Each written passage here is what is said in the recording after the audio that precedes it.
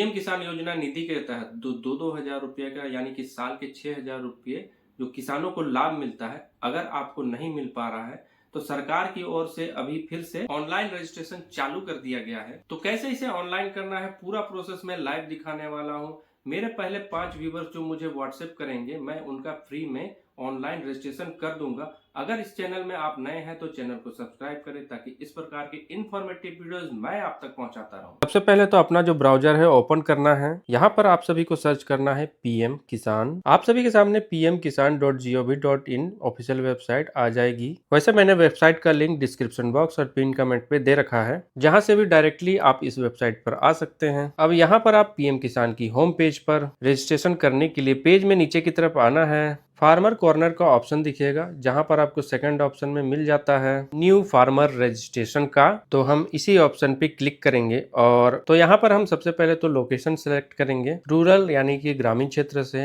Urban यानी कि शहरी क्षेत्र से है। सबसे पहले तो सिलेक्शन करना है और यहाँ पर आपको आधार नंबर दर्ज करना है। इसके बाद आपको यहाँ पर अपना मोबाइल नंबर फिल करना है। अपनी जो स्टेट है यहाँ पर सिलेक्शन करना है। ये जो कैप्चा कोड दिखाया गया है दर्ज करना है और गेट ओटीपी के टैब पे क्लिक करना है। आपके फोन पर एक वेरिफिकेशन के लिए ओटीपी आएगा, जो भी आपने नंबर दर्ज किया हुआ है यहाँ पर वो ओटीपी हम फिल करेंगे और ये जो कैप्चा कोड दिखाया गया है इसे सेम फिल करेंगे और सबमिट के टैब पे क्लिक करेंगे। तो यहाँ पर आप देखेंगे कि अब आपके मोबाइल फोन पर फिर से एक ओटीपी सेंड किया गया है। अब ये जो ओटीपी है जाएगा आपके आधार से जो भी मोबाइल नंबर लिंक होगा उस पर। तो यहाँ पर आपको वो ओटीपी फिल करना है। वेरीफाई आधार ओटीपी के टैब पे क्लिक करना है। तो ऑथेंटिकेशन होने के बाद में आप सभी के सामने एप्लीकेशन फॉर्म सेम आ जाएगा, जहां पर आपका स्टेट पहले से सेलेक्ट है। नेक्स्ट में आपको अपना डिस्ट्रिक्ट सेलेक्ट करना है। सब डिस्ट्रिक्ट यानी कि आपकी जो तहसील है वो सेलेक्ट करना है। अपने ब्लॉक का जो नेम है यहाँ पर सेलेक्ट करना है और यहाँ पर अपना जो विलेज का जो नाम है इस लिस्ट में से सेलेक्ट करना है। के बाद में जो भी डिटेल पहले से मौजूद नहीं है उनको ही केवल हमें फिल करना है, जिसमें कि सबसे पहले तो कैटेगरी के सेक्शन में आना है।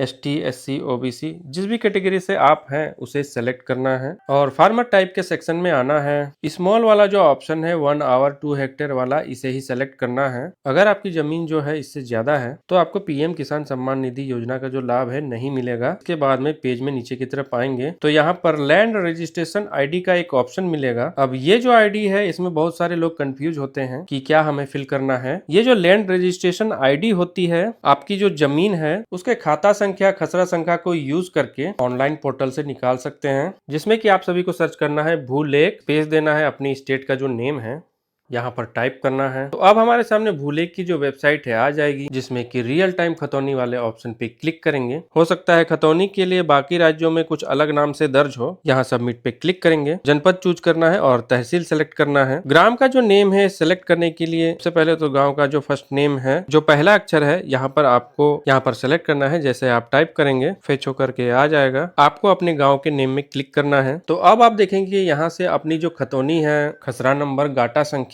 या फिर खातेदार का जो नाम है फिल करके निकाल सकते हैं। तो अगर आपको खाता संख्या नहीं पता तो नाम के जरिए भी यहाँ पर फेच किया जा सकता है। मुझे जैसे मेरे पास खतौनी की डुप्लीकेट कॉपी है, उस पे खसरा संख्या दर्ज है, तो यहाँ पर हम अपना जो खसरा संख्या है दर्ज करेंगे। इसके बाद खोजे के ऑप्शन में क्लिक करेंगे। खसरा संख्या के साथ में एक 16 डिजिट का अलग एक कोड आया है। अब यहाँ पर आप सभी को रजिस्ट्रेशन आईडी के सेक्शन में ये जो कोड है कॉपी कर लेना है और इसे ही यहाँ पेस्ट कर देना है। राशन कार्ड नंबर यहाँ पर दर्ज करने के लिए बोला जाएगा, जो कि अगर आपके पास में है तो दर्ज करना है, नहीं है तो इसे खाली भी छोड़ सकते हैं। पीएम किसान मानधन योजना का भी एक यहाँ पर ऑप्शन मिलता है, तो अभी हम इसे नहीं लेना चाहते हैं। तो यहाँ पर मैंने नो के ऑप्शन पे क्लिक कर दिया। अगला ऑप्शन मिलता है लैंड ऑनरशिप का, जिसमें कि सबसे पहले तो आपको यहाँ पर सिलेक्शन करना है सिंगल या फिर ज्वाइंट का, जिसमें कि एक से ज्यादा भाइयों के नाम है तो ज्वाइंट आप सेलेक्ट करेंगे। अगर आपने खुद जमीन को परचेज किया है या उस जमीन के आप केवल अकेले मालिक हैं, यहाँ पर सिंगल का जो ऑप्शन है सेलेक्ट करना है। इसके बाद में आपको जमीन की जो रिकॉर्ड है दर्ज करने के लिए यहाँ पर ऐड का जो ऑप्शन दिया गया है इस पर क्लिक करना है। आप सभी के सामने लैंड डिटेल को दर्ज करने के लिए कुछ ऑप्शन आ जाते हैं, जिसमें कि सबसे पहले खाता नंबर दर्ज करने के लिए बोला जाता है। अब ये जो खाता नंबर है आपकी जमीन की जो खतौनी है यानी खतियन देखेंगे तो उस पर मिल जाएगा। इसी के साथ में खसरा संख्या यानी कि प्लॉट संख्या दर्ज करने के लिए बोला जाता है। ये भी आप सभी के खतौनी यानी कि खतियन पर दर्ज होता है, जो कि मैं यहाँ पर खतौनी यानी कि खतियन पर दिखा रहा हूँ। ये जो खसरा संख्या यानी प्लॉट नंबर मौजूद होता है। आपकी जो जमीन है वो कितना एरिया उसका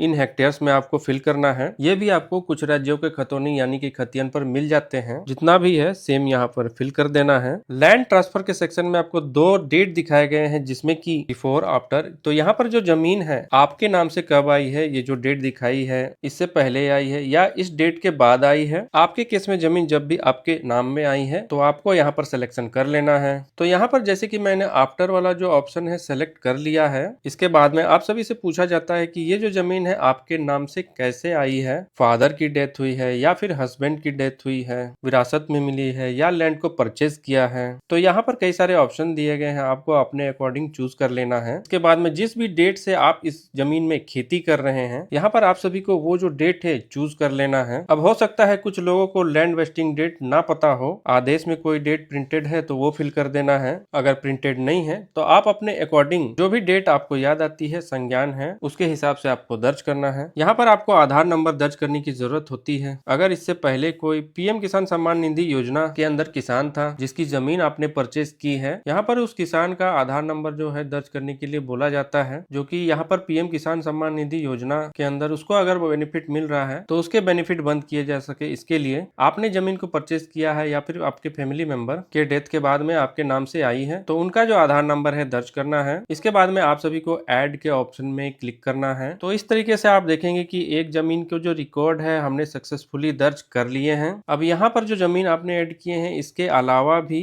खाता संख्या है, खसरा नंबर है जो यहाँ पर ऐड नहीं है, तो इसकी भी डिटेल यहाँ पर आपको दर्ज करना है, जिसके लिए आप सभी को दोबारा से लैंड डिटेल का ऑप्शन मिल जाता है। इसके अंदर लैंड की डिटेल ऐड करने के बाद में ऐड करेंगे तो ये भी डिटेल यहाँ पर ऐड हो जाएगी। जमीन की जो डिटेल है दर्ज करने के बाद में एक ऑप्शन मिलेगा अपलोड सपोर्टिंग डॉक्यूमेंट का, जिसमें कि आप सभी को अपनी जो खतौनी खतियन है उसकी कॉपी को यहाँ पर आपको अपलोड करना है। यहाँ पर फाइल को अपलोड करने का जो मैक्सिमम साइज है 200 KB है। तो अगर आपके फाइल का जो साइज है वो काफी ज्यादा हो जाता है तो आपको गूगल में जाकर रिसाइज कर लेना है। तो अपलोड करने के लिए चूज फाइल के ऑप्शन पे क्लिक किया है, जहां पर भी फाइल लोकेटेड है सेलेक्ट करना है, ओपन करना है और सेव के ऑप्शन पे क्लिक करना है। तो जैसे ही हमने सेव के ऑप्शन पे क्लिक किया है तो आप देखेंगे कि हमारे सामने एक फार्मर आईडी जनरेट होकर के आ जाती है। तो ये जो आईडी है आपको अपने पास में नोट करके रख लेना है। आपका जो रजिस्ट्रेशन है सक्सेसफुली हो चुका है। आपका एप्लीकेशन पीएम सम्मान निधि योजना के ऑफिसर्स के पास चला गया है, उनकी तरफ से ये जो एप्लीकेशन है वेरीफाई किया जाएगा। उसके बाद में आप सभी को पीएम किसान सम्मान निधि योजना के अंदर आपकी जो बेनिफिट है, जैसे ही नेक्स्ट इंस्टॉलमेंट अन्य किसानों को मिलेगी उसी के साथ में आप सभी को इसका जो इंस्टॉलमेंट का बेनिफिट है वो मिलना शुरू हो जाएगा। बाकी अगर आपको कभी चेक करना है कि आपकी जो फॉर्म का क्या स्टेटस है, फॉर्म आपका अप्रूव अब तक हुआ है या नहीं हुआ है, इसके लिए आपको फार्मर कॉर्नर के सेक्शन में ही एक ऑप्शन मिल जाएगा status of self registered farmer का। इसी टैब पे क्लिक करना है। तो यहाँ पर आपका जो आधार नंबर है दर्ज करने के लिए बोला जाएगा। जो कैप्चा कोड दिखाया गया है स्मॉल कैपिटल सेम आपको दर्ज करना है और सर्च की टैब पे क्लिक करना है। तो हमारे सामने हमारी जो डिटेल है फेच होकर के आ जाती है। तो यहाँ पर आप देखेंगे कि आज ही हमने ये जो फॉर्म है फिल किया है। तो यहाँ पर आप नीचे में स्टेटस में देखेंगे कि फॉर्म अभी पेंडिंग में है, यानी कि आपकी तहसील और ब्लॉक लेवल पर पेंडिंग है। उनके तरफ से आप सभी को अप्रूवल दिया जाएगा,